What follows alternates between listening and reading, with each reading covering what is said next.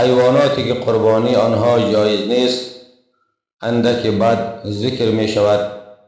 به طور خلاصه و مختصر، حیوانی که یک چشمش کور باشد قربانی آن جایز نمی باشد. حیوانی که لنگ باشد طوری که نتواند به کشتارگاه برود. حیوانی که مریض باشد و مریضیش ظاهر باشد.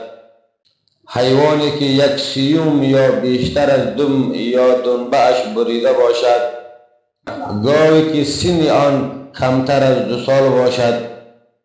شتری که سن آن کمتر از 5 سال باشد. حیوانی که خلقتاً یک گوش داشته باشد. حیوانی که دندان ندارد، نمیتواند علف بخورد یا بچرد. حیوانی که دیوانه باشد و دیوانگیش او را از شریدن و علف خوردن باز دارد. حیوانی که مبتلا به کری بوده و بسیار لاغر باشد. حیوانی که بینیش بریده باشد. گوسفندی که پستانش خشک شده باشد.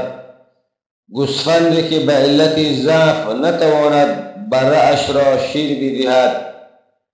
گوسفندی که یک پستانش کاملا بریده باشد و گاو و شتری که 2 پستانش بریده باشد. گوسفندی که زبانش بریده باشد و نتواند علف بخورد یا بشرد. گوسفندی که سر هر 2 پستانش بریده باشد. گوسفندی که خلقتاً یک پستان دارد به وسیله آفت یک پستانش از بین رفته باشد. گوسفندی که یک پستانش خشک شده و شیر ندارد. گاو و شتری که 2 پستانش خشک شده باشد. گوسفندی که یک سیوم یا بیشتر از گوشش بریده شده باشد. حیوانی که خیلی لاغر باشد طوری که استخوانش خالی از مغز باشد. حیوانی که یک پایش لنگ باشد و نتواند آن را به زمین بگذارد. گاوی که زبانش بریده باشد یا خلقتاً زبان نداشته باشد.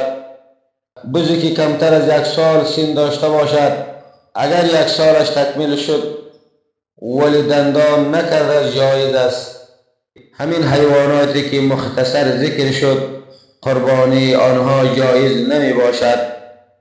اللهم لبیک لا شریک لک لبیک ان الحمد والنعمة لك والملك لا